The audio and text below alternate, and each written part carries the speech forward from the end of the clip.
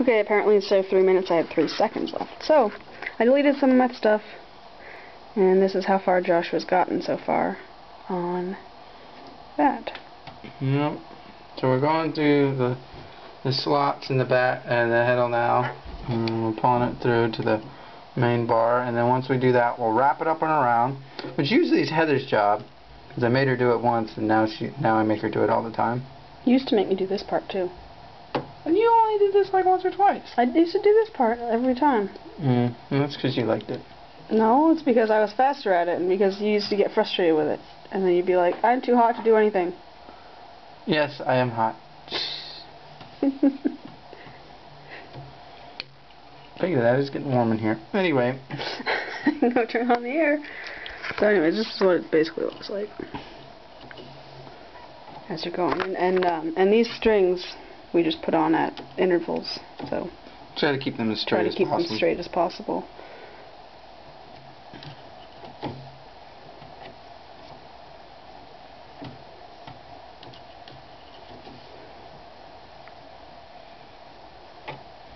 But yeah.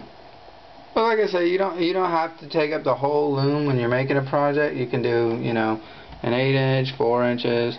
I'd probably make it bigger than at least probably 3 inches long, because if you start getting too narrow, you start really bending this back beam when you put tension on the warp, because the tension won't be spread across the whole back or won't dowel. Spread across any of the dowel. It'll just be like in one spot. So the thinner the project, the more tension you put on your dowels when you start and end. So it is good to have something at least 4 inches or more. I mean, I can get these things, they bend, you know, they'll bend a good bit. I've never broken one yet, and I hope I don't, but, you know, it seems very possible if you're not watching. You can really over-tighten it and snap. I like my warp pretty tight, you know, just because I think it makes it easier. But I've never really, you know, tried having a warp be really loose and weave, because the threads will start hanging down and you'll start, you know, getting skips and whatnot. Which might give it character, if that's what you're going for. Well, if you want to skip on purpose, that's what your that's what 2 heddles. No, that's what your pickup stick is for. Okay. Which I also need to keep tension on my top row due to the fact that, you know, with a rigid heddle, only one row is, only one set of threads is moving, or one set of either the slats right here where the thread moves, then the holes is the only part that moves up or down. These stay the same, so the holes will be always tighter than these loose ones right here. So, you know, sometimes when you get to the end, your tension's off a little bit. Not a lot you can do about it. I used a pickup stick to pick up a little bit of tension at the end, and we'll show you that when I get to the end of this. Try to see how much of this we can document. Yeah, we already missed warping, but I have plenty of pictures of it being warped. All it is really is trying to keep pretty even tension on each loop that you go around.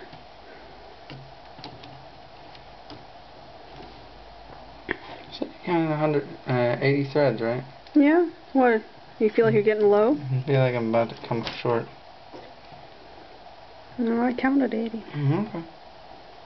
I trust you. Sometimes. He trusts me, he says. With everything except stuff that can break. Oh, shush. Is this time for this yet, or are we? Yeah, how many? Is it straight out? I'm going to give another 1 or 2 at least. It should be fine. Looks like it's there. Okay. See that when that... Yes, we're having a discussion. I never know where to put these loops. I try to put them somewhat straight compared to... Okay.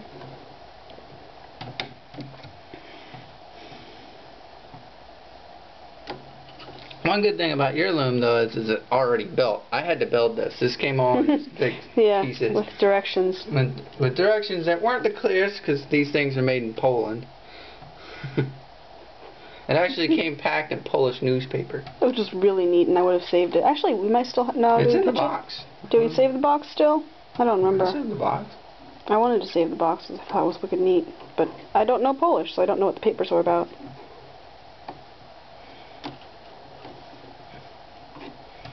There's actually a company that makes this is Kromsky and Sons, and they've been making looms and spinning wheels for like 100 years in their family or something.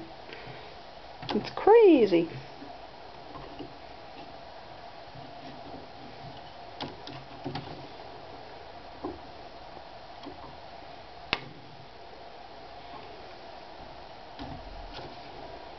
I felt like they use birch and something else for these looms, flexible but strong, better than some of the other pine looms I saw, which I thought, you you put some tension on this, you can easily put, a couple 100 pounds of tension on the loom, and it'll fold and snap, And your heddles will snap, or your dowels will snap if you put much tension on this. But I've been able to ratchet up the tension a pretty good amount. I think before the beams would give way, I think my heddle would probably snap under the tension before my beams would. I feel this thing feels pretty durable.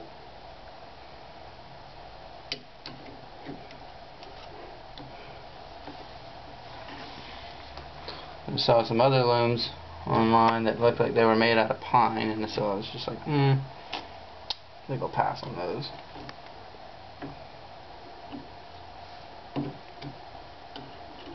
It's probably a long and boring video, so you can probably fast forward to all this jazz if you'd like. And sit there and watch. As long as nothing interesting happens, like me breaking things again. Falling into that back glass window. That would be interesting, definitely. Don't push me.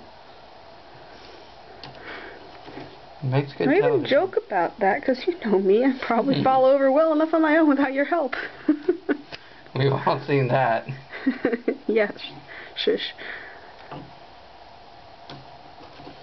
We needed the Kleenex here because we were laughing so hard after I nearly broke everything. Yes. My loom will survive like a 4,000 mile trip overseas, several warps and tension and all that, and all it takes is my wife's hips and snap. Can we take this off, or is it still needed? It's almost all the way through it. Yeah, you can probably take that off if you want. Okay. No, mess with it until you're almost done. You got like what, 2 or 3 more loops to go? 2. Okay. So we're right on the money. And the last one was going to go around the outside. So. Yeah, but then I have to tie it off up here, so I'll just keep it. Just keep it right here. Okay. Loosen it. Is it? You undo it and loosen this a bit so I can put the loop over. Okay. No. Alright, all good. And this, you can see this is a ratcheting type system here. Alright, so now we can cut more of these lines so we can free up the warp more. It looks like a mess. It looked even worse before we started having this system of trying to keep things in order. Yes, before we tried to keep things in order, it was each other and fail. It was quite epic fail. So let me stop and we'll start a new one when we start rolling it. Oh, one thing I'll say is that you'll be having your warp on your back of your loom, so it'll probably be wrapped around this peg. See, now I have it on an actual warping board, so it's wrapped around another peg.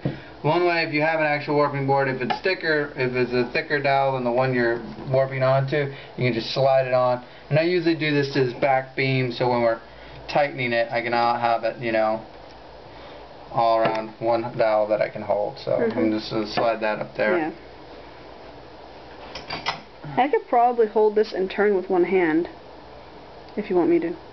Anyways, I'm going to stop. This is just like 9. Line the paper up. Yeah, but I can do that with my nose. Whack. Alright, I'm going to stop this so they don't have like a half-hour video to filter through.